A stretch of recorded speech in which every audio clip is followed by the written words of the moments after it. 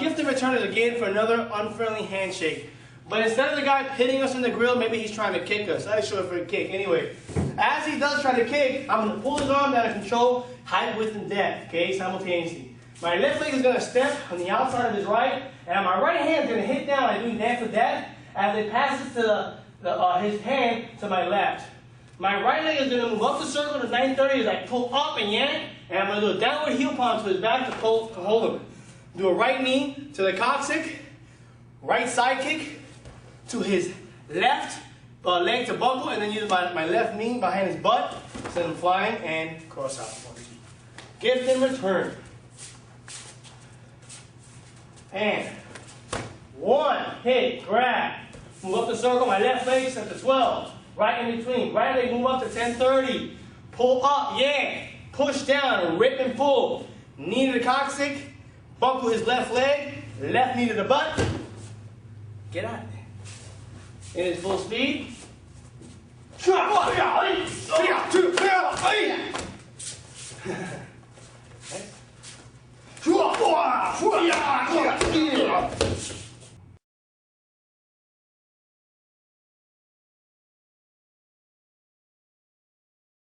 Here I am again with my jiu-jitsu fighter, my Japanese jiu-jitsu fighter.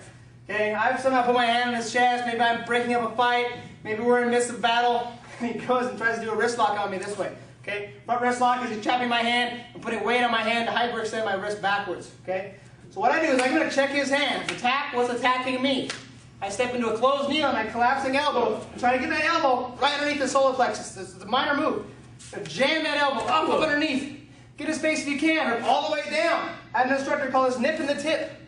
Come all the way down, bridge hand to groin, back knuckle to the inside of his knee, hook punch to the other side of his knee, and I'm out. I check. 1. Get that nice deep closed knee so I can get underneath here. Okay? I can't do it from here. I've got to drop my center of gravity up underneath. Come back down, rip it down lower. Okay? I can pop back up to my neutral here if I want to, keeping this check here. Then go back to my closed kneel for my back knuckle. Back to reverse wide kneel for my hook punch. Street speed.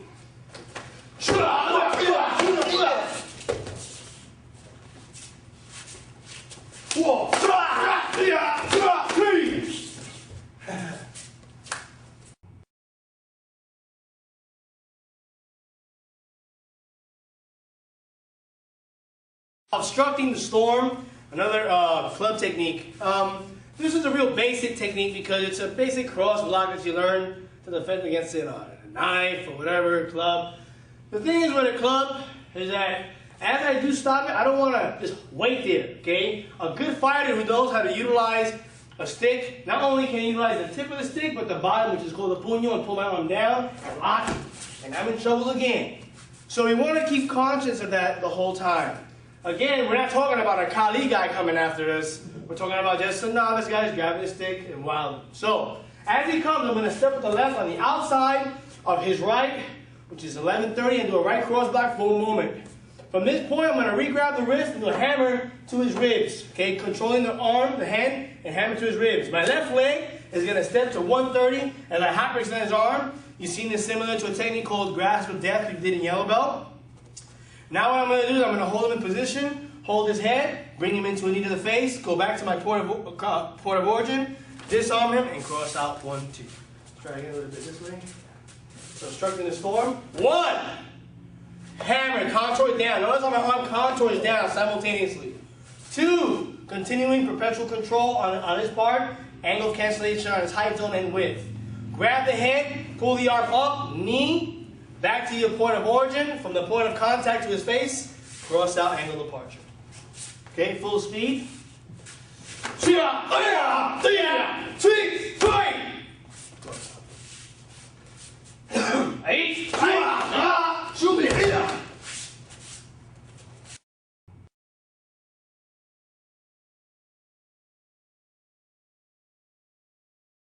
Twin kimono is another sister technique to the long kimono. Okay?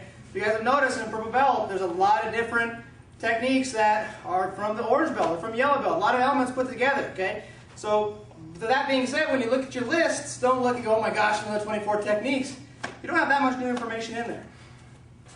Double lapel grab. The guy's going to push me back this time. I'm going to walk out the door or whatever. Okay, so I'm going to use my pin.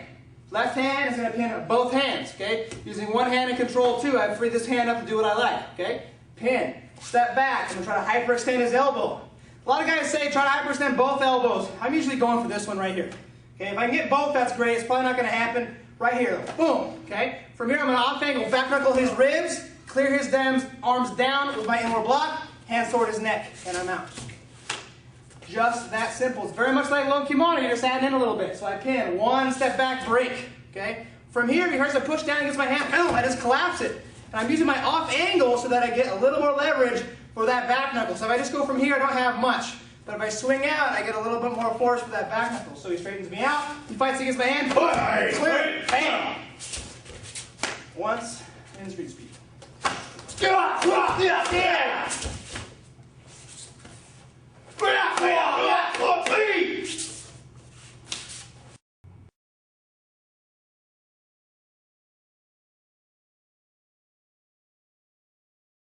Oh man, we got a cool technique now, sleeper. So, another one from the archives. Another one from the archives. So as he comes through again, we're going to step through forward, master key technique. You notice that, okay? What that means, of course you guys, Kenpo guys already know what it is, a technique that opens the doors to other optional techniques, right? Okay, so, as I step through forward, we'll do a left inward hammer block again at a 45 like Click was saying before.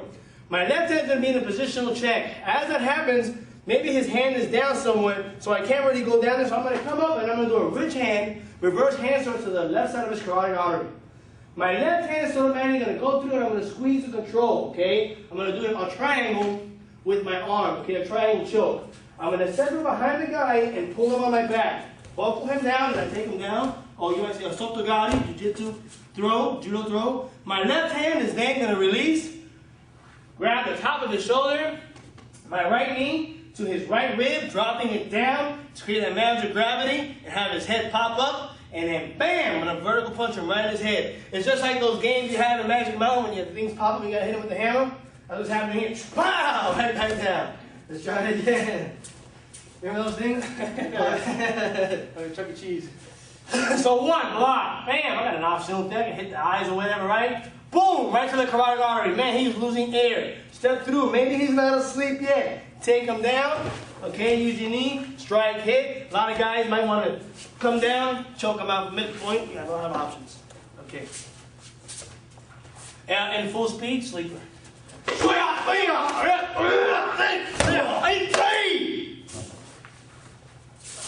Ready? Yeah.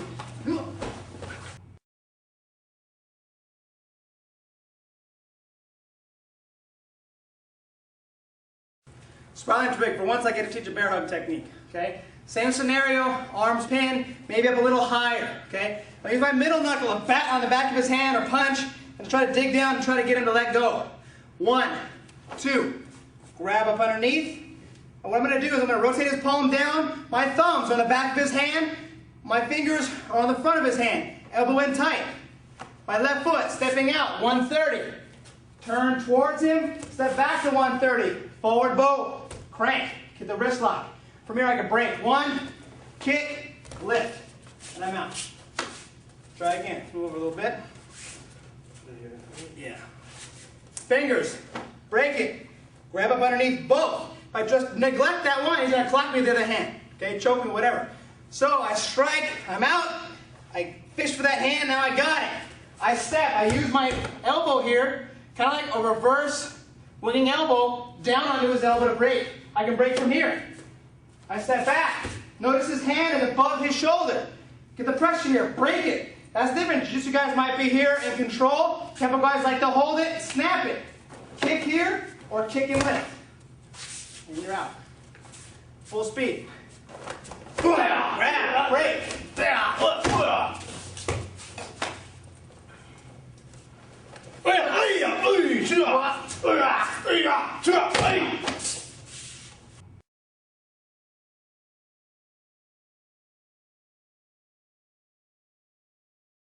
Cross to destruction. Now we're dealing with the guy grabbing us from behind. We're getting a little bit shoved to the side, a little push. So as a habit that I'm going to do, I don't recommend this technique to ever do this, but again, if you do have an option or a choice, this is something you can do. We're going to grab his hands. As I do, I'm going to break his thumbs by pulling down and anchoring my elbows so he can release. As I step out towards 9, I'm going to pull his wrist and get his elbows and hyperextend. When I hit against the feet, he's going to pull me back. As he pulls me back, that's when I get a chance to slip through with my right leg all the way to 730 and control his wrist and his elbows. In Aikido, they call this a jujinage, which is a cross lock. Okay? What I'm going to do with my right hand is going to re-grab as I hyperextend. And again, Kenpo guys just don't want to stay out here and control. They want to be able to control and snap the strike and the lock. So that's what I'm going to do. I'm going to snap and control it, kick them, and cross out 1, 2.